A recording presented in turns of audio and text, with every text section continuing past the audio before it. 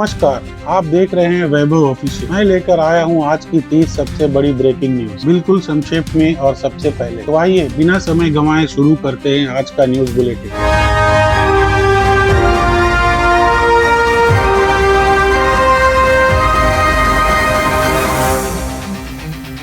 संसद के मानसून सत्र में विपक्ष कई महत्वपूर्ण मुद्दों को लेकर सरकार को घेरने की तैयारी में है। सरकार ने भी स्पष्ट किया है कि वह सभी संवैधानिक विषयों पर चर्चा के लिए तैयार है। आज दोनों सदनों में तीखी बहस देखने को मिल सकती है।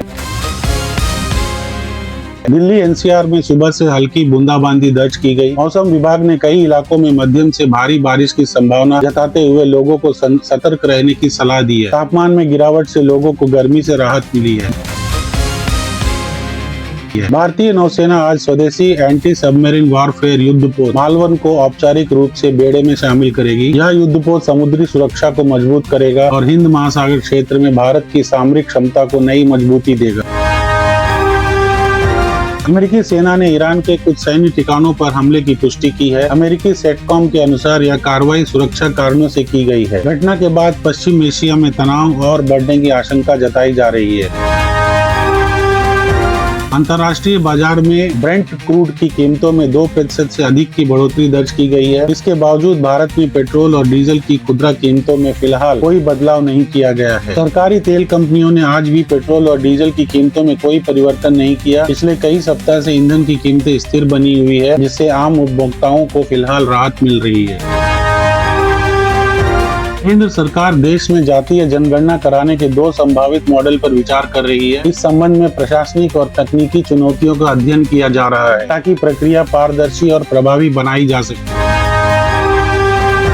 किसान संगठनों ने फिलहाल दिल्ली कूच स्थगित कर दिया है। शंभू बॉर्डर से प्रदर्शनकारी वापस लौट गए हैं। किसानों ने कहा है कि आगे की रणनीति जल्द घोषित की जाएगी और आंदोलन पूरी तरह समाप्त नहीं हुआ है। नीट परीक्षा से जुड़े विवाद को लेकर राजनीतिक दलों के बीच आरोप प्रत्यारोप जारी है। विपक्ष संसद में इस विषय पर सरकार से जवाब मांगने की तैयारी कर रहा है। परीक्षा और पेपर लीक से जुड़े मामले में आज सर्वोच्च न्यायालय में महत्वपूर्ण सुनवाई होने की संभावना है। इस मामले पर छात्रों और अभिभावकों की नजर बनी हुई है। कोलकाता में आयोजित मेसी इवेंट से जुड़े विवाद पर आज अदालत में सुनवाई होगी। इस मामले को लेकर आयोजकों और संबंधित पक्षों से जवाब मांगा जा सकता है।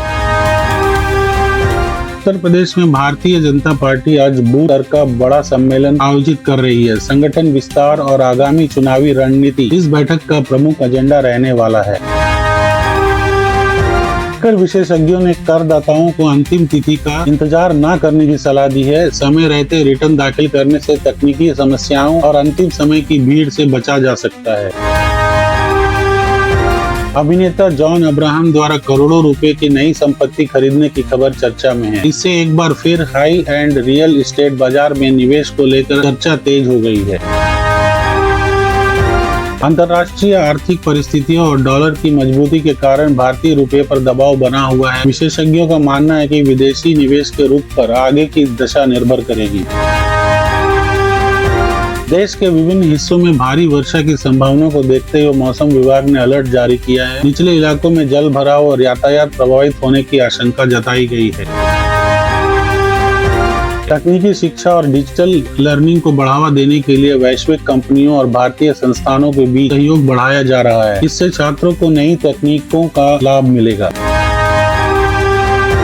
नए स्वदेशी युद्धपोत के शामिल होने से भारतीय नौसेना की पनडुब्बी रोधी क्षमता में उल्लेखनीय वृद्धि होगी। रक्षा विशेषज्ञ इसे आत्मनिर्भर भारत की दिशा में बड़ी उपलब्धि मान रहे हैं। अमेरिका द्वारा नए आयात शुल्क संबंधी फैसलों के बाद वैश्विक व्यापार पर असर पड़ने की संभावना जताई जा रही है। कई देशों के निर्यातकों की चिंता बढ़ गई है। जिम्बाब्वे दौरे के दौरान भारतीय बल्लेबाज तिलक वर्मा के प्रदर्शन और रणनीति को लेकर क्रिकेट विशेषज्ञों के बीच चर्चा जारी है। टीम प्रबंधन आगामी मुकाबलों की तैयारी में जुटा है। इंग्लैंड के स्टार ऑलराउंडर बेन स्टोक्स ने एक बार फिर शानदार शतक लगाकर क्रिकेट प्रेमियों का ध्यान अपनी ओर खींचा। उनकी पारी की खेल जगत में व्यापक चर्चा हो रही है। पूर्व भारतीय कोच रवि शास्त्री ने रोहित शर्मा के नेतृत्व की प्रशंसा करते हुए कहा कि टीम ने हाल के समय में शानदार संतुलन और आत्मविश्वास दिखाया है। फुटबॉल सुपरस्टार लियोनी मेसी ने भारत दौरे के दौरान मिले समर्थन के लिए प्रशंसकों का धन्यवाद दिया। उनके दौरे को लेकर खेल प्रेमियों में जबरदस्त उत्साह देखने को मिला। अमेरिका, यूरोप, एशियाई बाजारों के संकेतों पर आज निवेशकों की खास नजर रहेगी। वैश्विक आर्थिक घटनाओं का असर भारतीय बाजारों पर भी पड़ सकता है।